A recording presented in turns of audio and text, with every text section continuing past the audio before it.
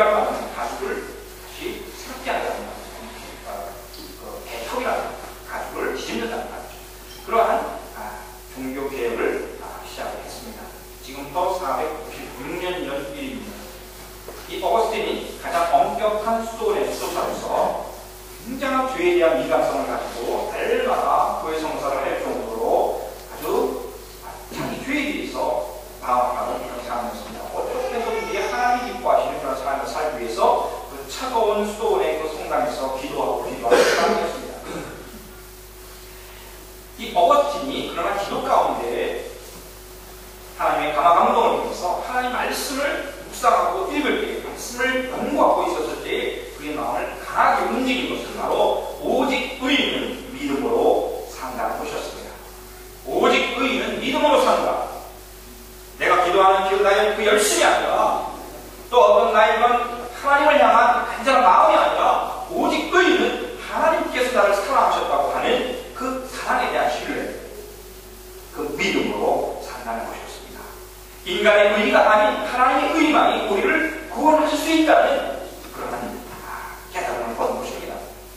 우리가 우리의 의의를 주장하기 시작하면 어떤 단계까지 나아가게 되냐면 바로 죄를 돈으로 사먹을 수 있다고 하는 데까지 나아갈 수 있는 것입니다.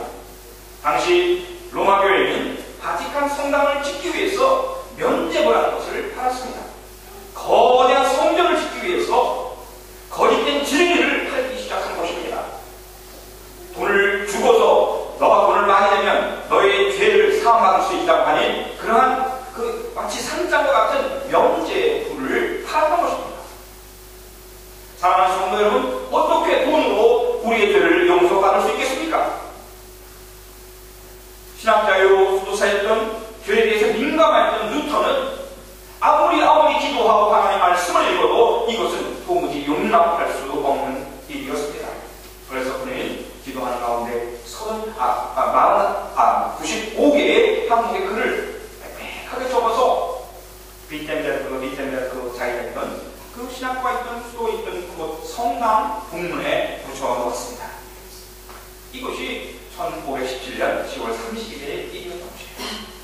종교개혁이 시작된 날입니다.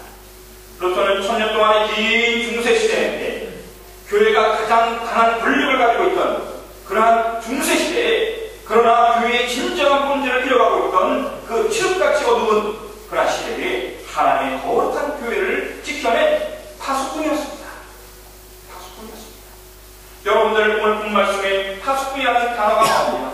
예루살렘아 내가 너의 성벽 위에 파수꾼들을 세웠다. 여러분들 파수꾼은 무엇을 하는 사람들입니까? 여러분들이 뉴른베르크 그 5km가 되는 둘러싼 그 뉴른베르크 시내에 그 성이 있습니다. 그때 군대마다 25개의 큰 그 토가 있습니다. 그 단순한 문입니까? 그 옆에는 망루, 즉 그것을 잘 지킬 수 있는 파수대가 있는 것입니다. 그리고 그 제일 높은 곳에는 또 하나의 거대한 제일 높은 뉴른베르크 제일 높은 그러한 계단이 100m가 넘는 그러한 파수대가 있는 것입니다. 그건 뭐하냐? 황제가 살고 있는 집보다 더 높게 지은 것은 무슨 의미를 갖고 있습니까? 그것은 적들이 쳐들어오는 것을 잘 감시하고 그 자기 편을 잘 지킬 수 있도록 경계하는 그러한 사명을 가진 사람들이 파수꾼이었습니다. 루터는 하나님의 진리의 말씀을 왜곡하여서 하나님의 교회를 타락하고 부패하게 만들고 분열시키는 그러한 사람들로부터 교회를 잘 지키려고 했던 교회의 파수꾼이었던 것입니다. 이 길은 쉽지 않았습니다.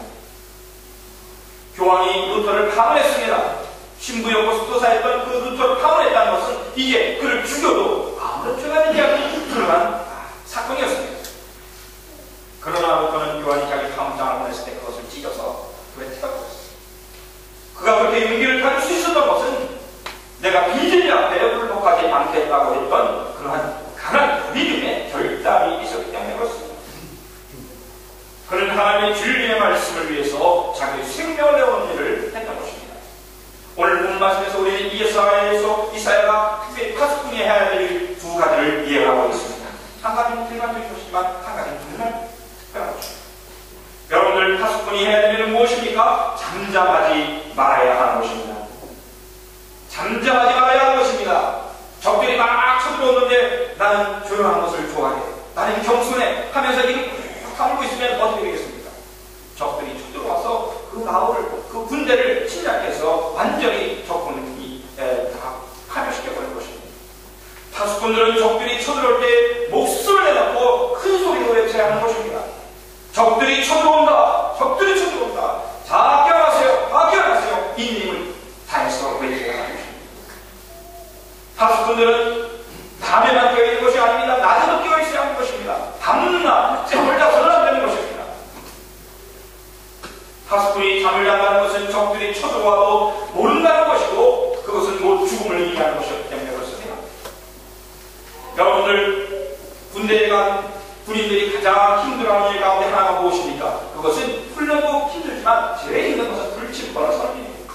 24시간 누군가가 2시간씩 2명이 한조가 되어서 부대 곳곳에 철조망을 쳐놓고 만들어놓은 작은 초소 위에서 그곳에서 2시간씩 지켜야 하는 거예요.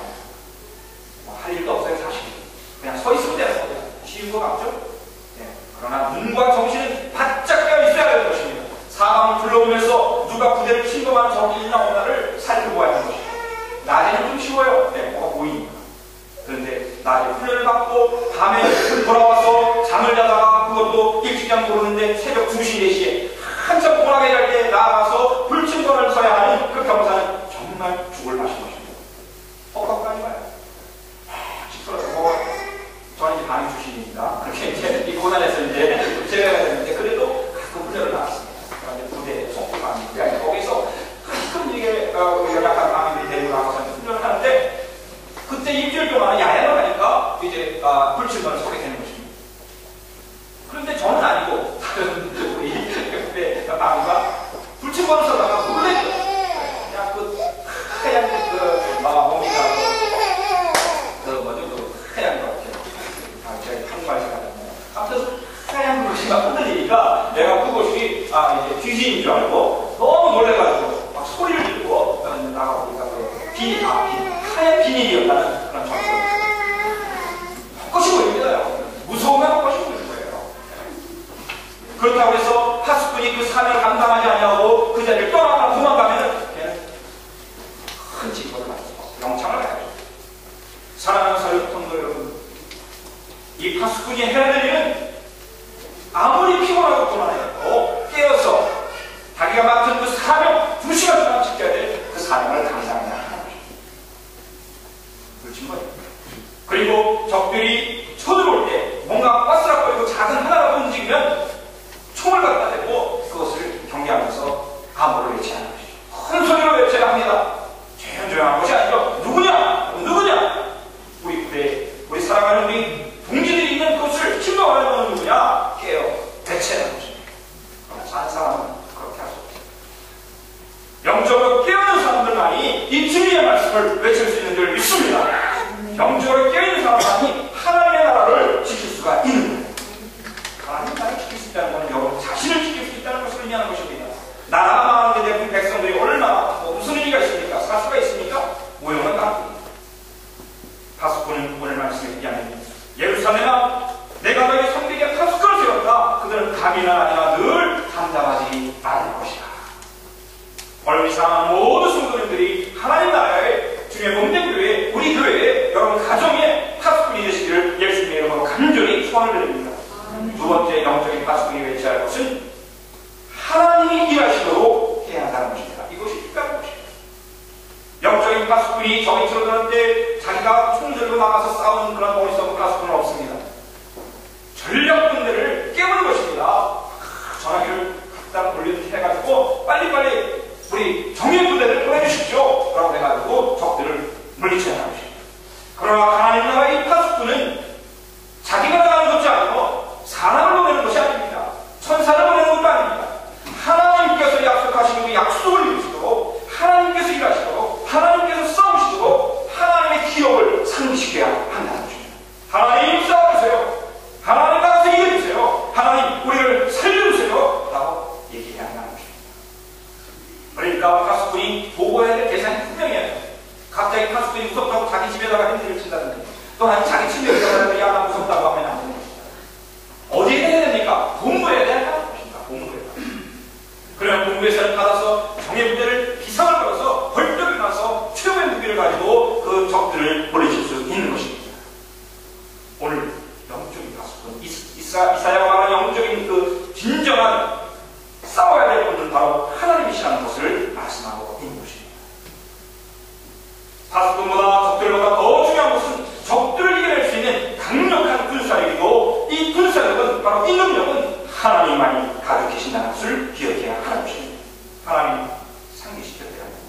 하나님 우리를 구원해 준다고 말씀하지 않았습니까? 하나님 우리 가장 축복해 준다고 말씀하지 않았습니까? 하나님 우리 교회를 하나님의 나라로 삼아주시고 구원의 방정으로 삼아주신다고 하지 않았습니까? 하나님 나의 주신 연약함을 치유해준다고 말씀하지 않으셨습니다. 약속하신 말씀 기억해 주세요 라고 기도하는 것입니다. 하나님 우리 구원해 주세요. 나의 자녀들을 구원해 주세요. 내 아내의 남편을 구원해 주세요. 우리 부모님들을 구원해 주세요. 불가능하다고 말하지 말고 바로 완전한 능력자 되시는 하나님께 구해야 한다는 것입니다. 하나님 우리를 잊지 않으셨죠. 상기시다. 오늘 본문의 말씀에 가고 그것이 것입니다. 주님께서 예루살렘을 다시 세우실 때까지 쉬지 못하게 해야 하나님 쉬지 마세요. 하나님 일하세요. 우리 예루살렘 성전을 새롭게 세워주세요.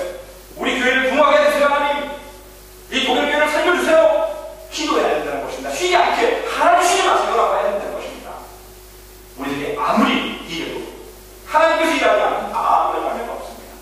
하나님이 일하시도록 할 때에는 놀라운 마지막대기로 일어나서 일하게 되는 것입니다. 오늘 하나님 예루살렘을 세우실 때 쉬시면 안 됩니다. 하나님 영광 받으실 때까지 쉬시면 안 됩니다. 못 쉬십니다. 하나님 도와주세요. 이해해주세요.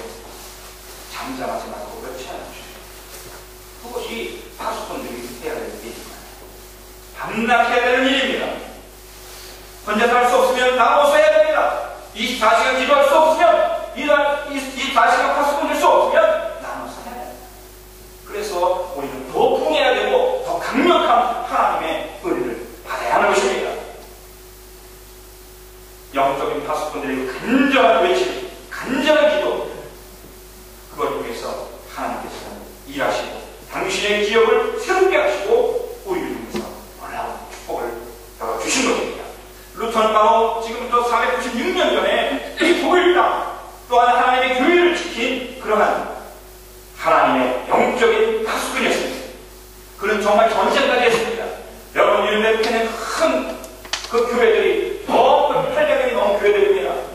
그러나 그 교회들을 어떻게 마틴 루터가 개신교로 바꿨습니다. 정말 싸웠습니다. 영적인 싸움을 위해서 생명까지 먹고 어쨌든 무기를 두고까지 싸웠습니다. 그러나 루터는 그 이전까지는 그가 하나님의 파수꾼이 되기 전까지는 자기 힘으로 구원을 얻을 수 있다고 생각했던 사람이었습니다. 자기 열심, 자기의 회개, 자기의 그런 고행, 로마에 가서 무릎과 이 팔꿈으로 박박히면서 피가 철철 흘리면서 내가 나의 죄 때문에 나는 이런 고행을 해야 된다고 생각했던 사람이었습니다. 그러나 그가 오직 의는 믿음으로 말미암아 살리라는 음성을 들었습니다.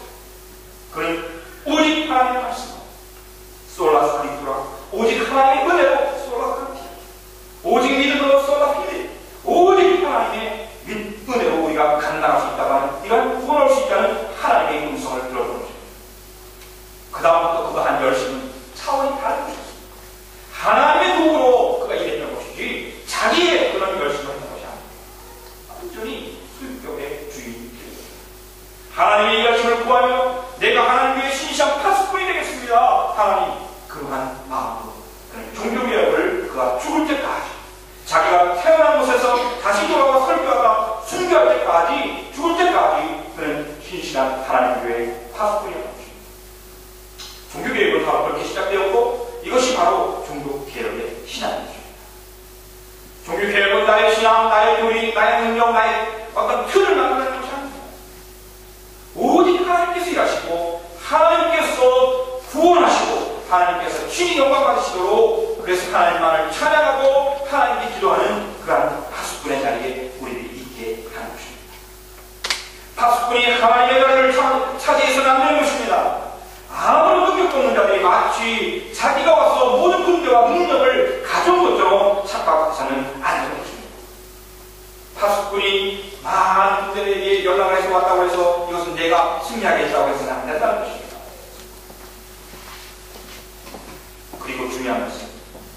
파수꾼은 자기의 자리에 있어야 하는 것입니다. 군대에서 불충분히 자기 자리에 있지 않고 다른 자리에 갔을 때 그는 바로 가장 큰 죄를 범한 것에서 바로 영상을 받는 것입니다. 파수꾼 자리는 바로 자기 자리를 지켜야 합니다. 자기 자리를 지켜야 합니다. 오늘 이 시대의 영적인 파수꾼들, 수많은 사람들이 있지만 오늘 우리 교회 파수꾼들은 사랑하는 우리 성도님인 줄 믿습니다. 그렇다면 우리는 오늘 우리가 서 있는 바로 이 교회와 이 독일 땅과 또 우리 주변에 있는 독일 사람들과 우리 함께 있는 우리 교민들을 위해서 기도하고 또 멀리 한국에 있는 우리 조국 교회를 위해서 기도하고 또한 우리를 필요로 하는 그런 자들에게 하나님의 말씀을 전할 수 있는 그러한 파수꾼의 자리에 있어야 하는 것입니다. 파수꾼의 자리는 영적인 의미에서 기도의 자리입니다. 파수꾼은 외치는 사람입니다. 하나님을 상기시킨 사람입니다. 하나님의 능력을 가지고 있는 사람입니다. 어떻게 그렇게 외치며 하나님을 상기시키고 하나님의 능력을 경험하겠습니까? 그것은 기도하는 사람들만을 통해서 이루어지는 줄 믿습니다. 기도를 통하여 파수꾼의 역할을 하는데 외칠 때 하나님의 능력의 팔이 오늘과 머리가 높이 들어지기 시작하는 것입니다. 그리고 하나님께서 친히 말씀하기 시작하는 것입니다. 전능하신 하나님의 권능이 나타나기 시작하는 것입니다. 약속의 말씀이 이루어지기 시작하는 것입니다. 하나님께서 마땅히 하나님의 자녀들이 누릴 수 있는 축복들을 다 예비해 오셨는데 이 축복을 악한 원수가 뺏어가지 않도록 우리 하나님께서 친히 일하신다는 것입니다. 자신을 내고 원수들에게 너희 축복들을 너희들이 먹고 마셔야 할 것을 빼앗기지 않도록 하라. 너희들이 나의 집 성전에서 마시게 할 것이다. 나의 포도주를 마시게 할 것이다.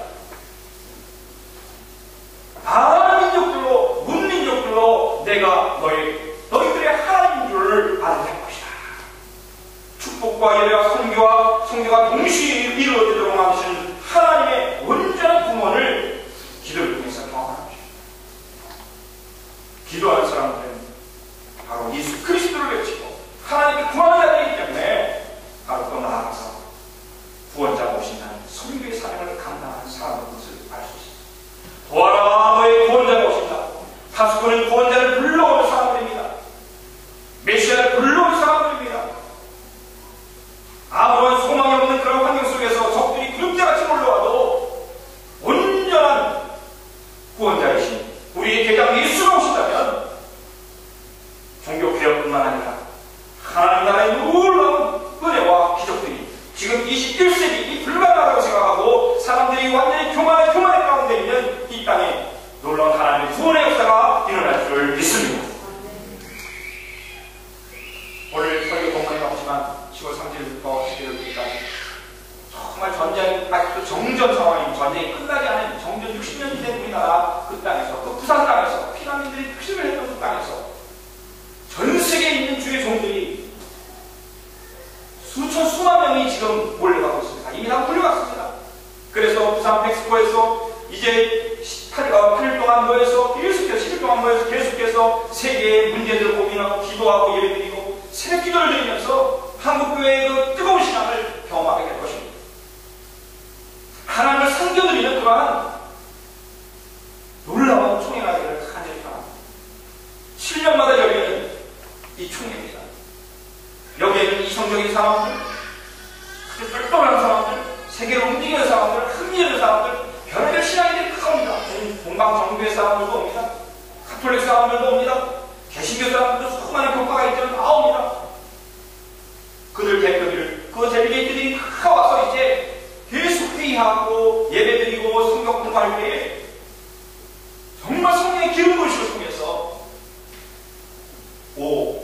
그리고 20억 되는 크리스찬들이 새롭게 변화된다면 60억을 복음화시키고 하나님의 사람들로 평화의 나라로 평화의 세상을 만드는데 그런 문제가 없습니다. 굉장히 중요한 10번째 총회가 지금 우리 부산에서 열리고 있습니다. 이런 영적인 흐름이 지금 우리 한국 땅에 임했습니다. 놀라운 기회입니다. 그것을 위해서 우리가 어떻게 하겠습니까? 우리는 파수꾼으로서 시간마다 기도해야 될 줄 믿습니다. 기도를 통하여 파수꾼의 역할을 하기에 하나님의 놀라운 은혜가 흘러가기 시작하는 것입니다. 구원자가 임하게 될 것입니다. 구원받은 하나님의 자녀들을 불러보기 시작하는 것입니다. 그가 구원한 백성을 데리고 오신다. 그가 찾은 백성을 앞장 세우고 오신다. 구원자가 오시는 이제 홀로 오실 것이 아니라 구원한 백성들, 구원한 하나님의 자녀들을 데리고 앞장서서 오신다는 것입니다. 종교개혁은 파수꾼들이 하나님의 말씀을 듣고 순종하여 이루어졌습니다. 사람이만이나 인간에게 욕심에 나온 탐욕과는 관계가 없습니다. 오직 하나님의 말씀 앞에 바짝 엎드려서 하나님의 은혜를 구하고 기도한 사람들이 위해서 종교개혁이 이루어졌습니다. 오늘 우리 시대, 우리 나라, 한국과 독일, 우리 교회들, 한국교회와 독일 교회를 다시 새롭게 세울 수 있는 사람은 누구입니까? 목사님이 하시겠죠. 누가 하시겠죠? 한국교회가 하겠죠. 누가 성비자님이 하겠죠? 아닙니다. 바로 하나님의 파수꾼들로 잠잠하지 않도록 밤낮 기도하도록 부르신 하나님의 대상들은 바로 여러분인 줄 믿습니다. 여러분이 아닙니다. 여러분의 기도가 끝이면 끝이죠. 하나님 일어나세요. 하나님 잊지 마세요. 하나님 쉬지 마세요. 하나님 구원해 주세요. 우리 교회를 통시켜 주세요. 우리 가정을 새롭게 해주세요. 하나님 우리의 심령을 새롭게 일으켜 세워주세요. 부흥을 일으켜주세요. 기도할 수 있는 사랑은 그 파수꾼을 여러분을 부릅니다. 오늘 이 시간 쉬지 않고 기도하는 그런 파수꾼들이 되시기를 간절히 축원을 드립니다. 그때 종교회를 새롭게 시작하는 것이죠. 종교회의 입자들이 늘 주장했던 것은 에클레시아 레포르망과 세플 레포르망과 개혁된 교회는 항상 기억해요. 머물리면 썩습니다. 고이면 썩습니다. 내 것이 옳다고 주장하는 것이 중요한 것이 아니라 기도하는 사람이 중요한 것입니다. 그때 왜냐면 하나님께서 그 겸손하고 가죽을 바꾸는 그런 개혁의 마음을 날마다 새롭게 하시기 때문에 그런 것입니다. 종교개혁이 그렇게 뜨겁게 일어났지만 그들은 선교하지 않았습니다. 점점 교리화되게 해서 굳어져 버렸습니다. 그러자마자 경건주의가 나타나서 뜨겁게 기도하면서 해하는 부추 싸움들이 생겨난 것입니다. 지금 찐제노스 같은 사람이 있으면 영주들이 생겨난 것입니다. 여러분들 겸손하고 가죽을 바꾸는 마음으로 날마다 내 신령을 하나님께 드릴 때 우리 주 성령께서 새 마음 새 영으로 우리를 변화시켜 줄 줄 믿습니다. 그래서 날마다 하나님을 향하여 하나님을 변화시켜 깨우는 하나님의 사람, 작은 종교개혁자들, 지도자들, 영적인 파수꾼들이 다 되실 줄 믿습니다. 우리 교회가 그런 교회가 되기, 또한 우리 사랑하는 성도님들, 파수꾼과 같은 교회, 파수꾼의 성도님들, 또한 저 자신이 되기를 우리 주 예수 그리스도의 이름으로 간절히 축원을 드립니다. 아멘.